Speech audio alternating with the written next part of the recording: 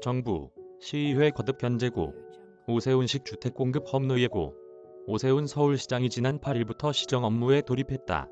부동산 정책 실패에 대한 심판론에 힘입어 압승을 거둔 만큼 속도감 있는 주택공급에 방점을 찍고 부동산 정책 새판 짜기에 나설 것으로 보인다.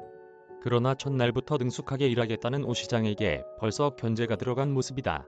정부는 주택공급은 지자체가 단독으로 할 수 없다고 으름장을 놨고 서울시의회도 전임 사장의 사업을 지켜달라며 철저한 감시를 예고했다. 구청장은 물론 국회까지 모두 여당이 장악한 상황에서 오 시장이 민간 주도의 재개발, 재건축을 필두로 한 주택 공급을 실현할 수 있을지 관심이 쏠린다. 일각에선 오 시장이 빠르게 규제를 완화하더라도 자칫 집값을 자극할 경우 가장 든든한 우군이었던 부동산 민심이 돌아설 가능성이 있어 어느 정도의 속도 조절이 필요하다는 의견도 나온다.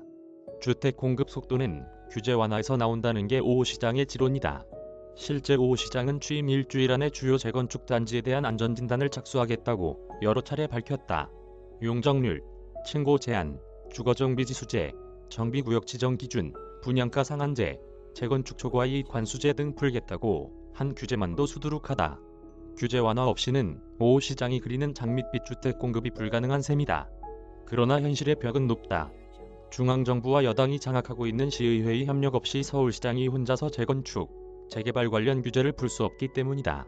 용적률 완화와 정비지수제 폐지, 정비구역 지정 기준 완화 등은 시의회의 동의를 바탕으로 조례를 개정해야 하고 안전진단이나 분양가 상한제, 재건축 초과이익 관수제 등은 지방정부 권한 밖이다.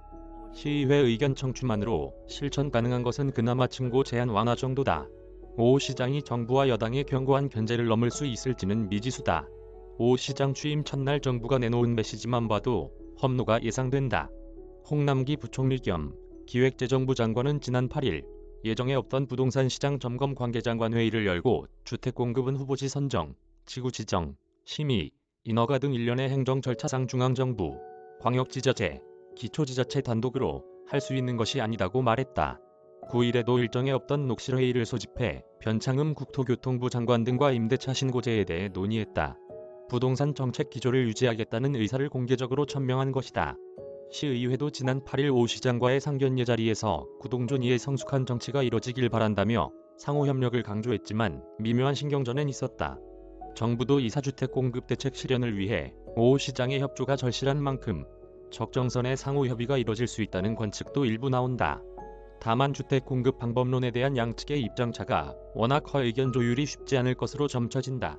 이은형 대한건설정책연구원 책임연구원은 오 시장은 조금이라도 부동산 가격 상승을 막아야 하는 중앙정부와 대립할 수밖에 없고 시의회나 구의회 민주당 계열 의원과도 충돌할 것이라며 현 상황에서 짧은 임기 동안 시장으로서 할 수 있는 일은 극히 제한적일 것이라고 말했다. 김은희 기자. 카피라이트스 헤럴드 경제엔 헤럴드비즈닷컴. 무단 전제 및 재배포 금지.